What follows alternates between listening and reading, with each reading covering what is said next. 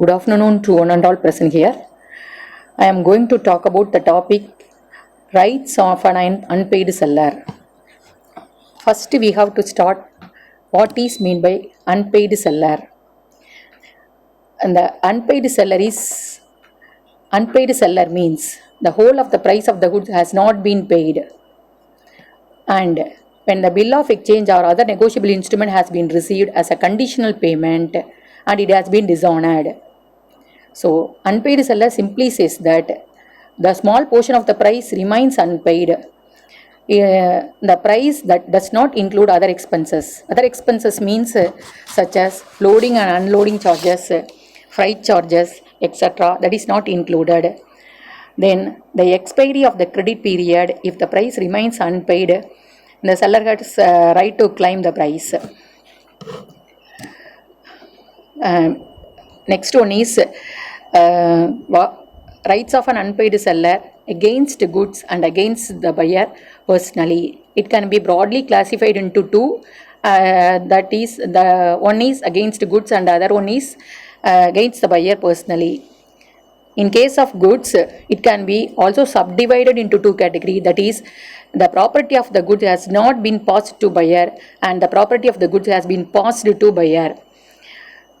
We have to see one by one. First, rights of an unpaid seller, rights against goods. The rights against goods can be subdivided into property of goods has been passed to buyer. It has been subdivided into three ways, that is right of lien, right of stoppage of goods in transit, right of resale. The first right is right of lien. It is a right to retain the possession of the goods until the full price is received. The lien can be exercised under three circumstances. The first one is the goods have been sold without any stipulation to credit. The second one is goods have been sold on credit but the credit period expired. The third right is the buyer has insolvent. For three circumstances, the unpaid seller has used the right of lien.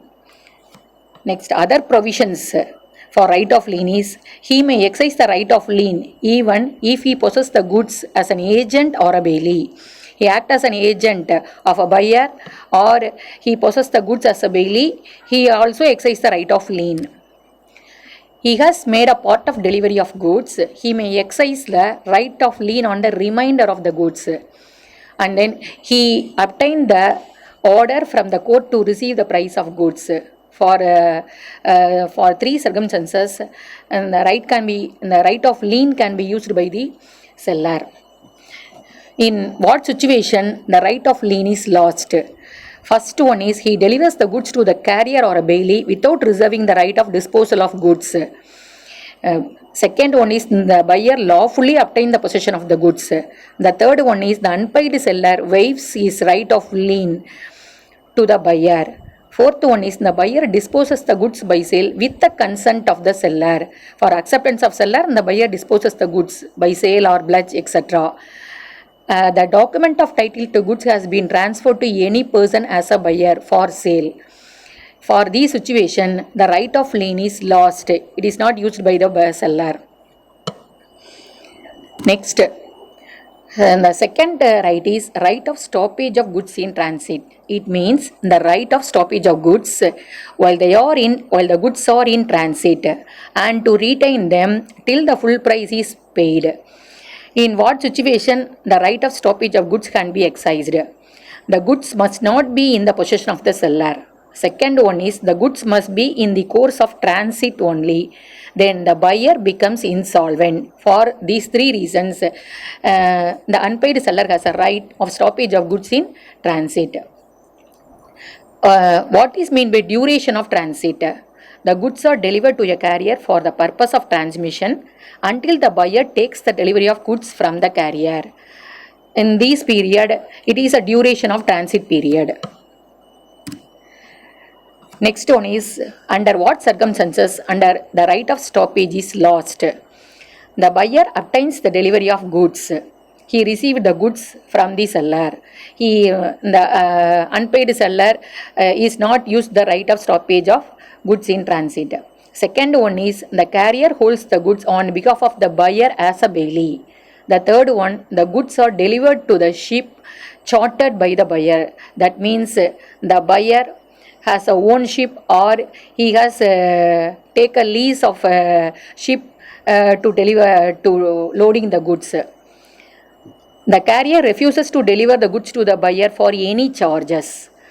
Then the subsale has been done by the buyer with the consent of seller.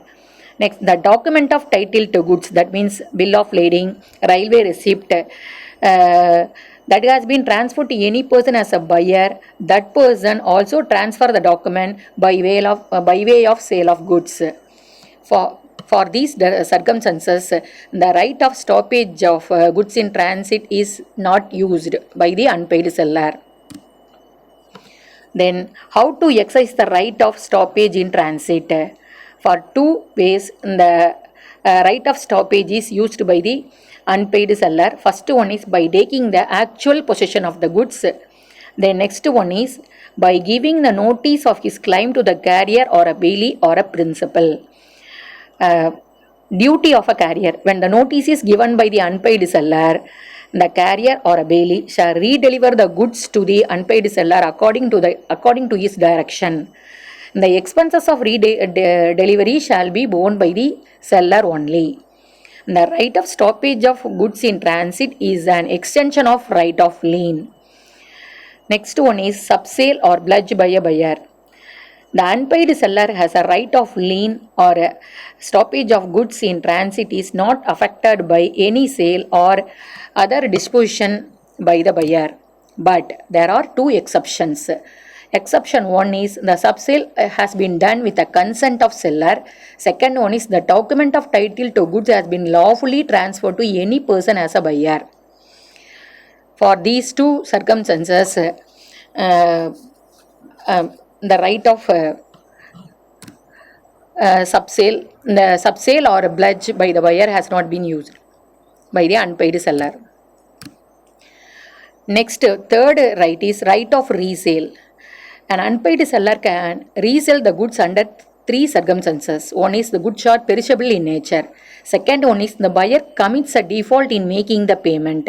Third one is the buyer does not pay the price within the reasonable time. He gives the notice to the buyer to resell the goods.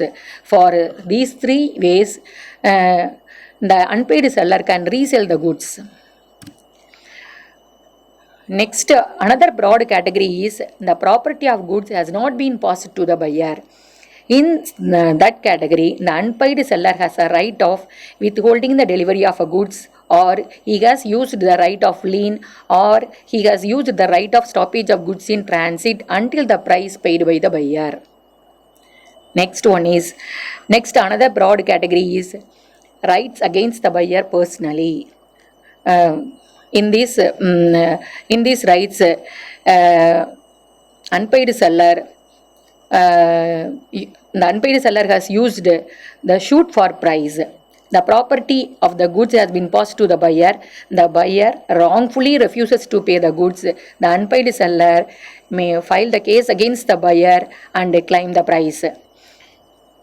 The property of goods has not been passed to the buyer. The seller may sue the price, and also the goods have not been appropriated to the contract.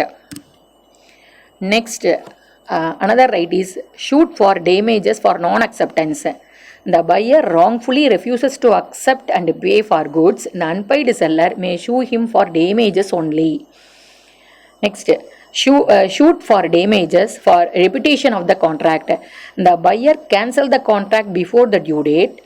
The seller may either treat the contract as subsisting and wait till the due date of delivery, or he may treat the contract as rescinded and sue for damages only.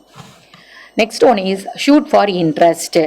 In case of breach of contract by the buyer, the unpaid seller may sue the buyer for a price and interest. The interest can be claimed by the unpaid seller from the date of transfer of goods or from the date of which the price was payable.